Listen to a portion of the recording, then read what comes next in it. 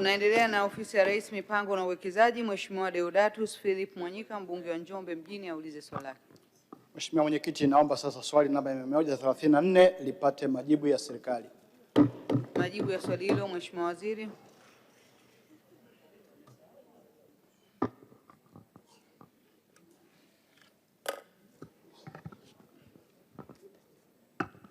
Mheshimiwa Mwenyekiti, kwa niaba ya Waziri wa Nchi, Ofisi ya Rais mipango na uwekezaji, naomba kujibu swali la Mheshimiwa Deodatus Philip Mwanyika, mbunge wa Njombe mjini kama ifuatavyo. Mheshimiwa Mwenyekiti, serikali inatambua umuhimu mkubwa wa sekta ya mazao ya misitu katika kukuza uchumi wa nchi, kuongeza thamani ya mazao, kuchangia upatikanaji wa ajira pamoja na kuchangia katika pato la taifa. Kwa mkoa wa Njombe, serikali ina mkakati wa kuanzisha eneo maalum la kiuchumi litakalovutia uwekezaji wa viwanda vya kuongeza thamani, mazao ya misitu pamoja na mazao mengine ya kimkakati ikiwemo parachichi.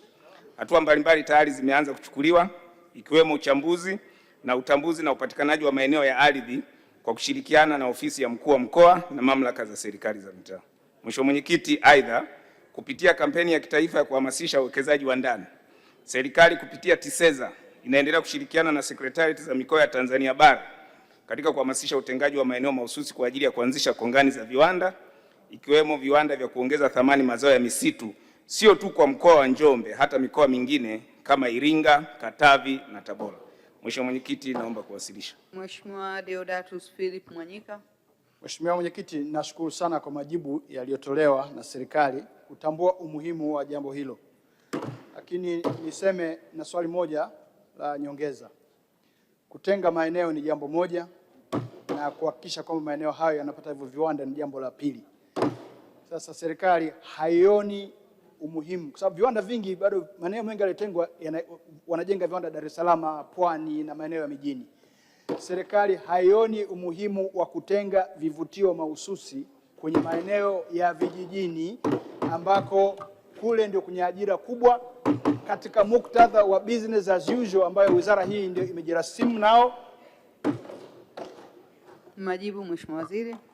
Mheshimiwa Mwenyekiti, kwanza nichukue nafasi hii kumpongeza sana Mheshimiwa Deodatus Philip Mwanyika, mbunge wa Njombe mjini, kwanza kwa kuwatetea wananchi wa Njombe mjini.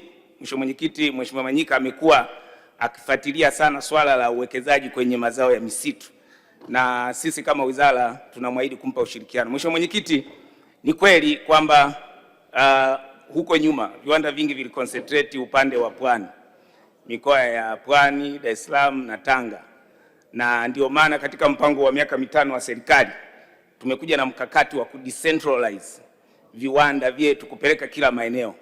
Kwa kupitia hilo tumeanzisha mpango wa maeneo maalum ya uwekezaji, na ndio maana upande wa Njombe tunaenda kuanzisha maeneo maalum ya uwekezaji ya misitu, lakini upande wa Bunda tunaenda kuanzisha Bunda Seza ambayo tunaenda kuanzisha maeneo maalum kwa ajili ya mazao ya blue economy, lakini vile vile Kigoma upande wa michikichi na mihogo, lakini hapa Dodoma tuna eneo maalum kwa ajili ya uchenjuaji wa madini ambayo ni adimu sana.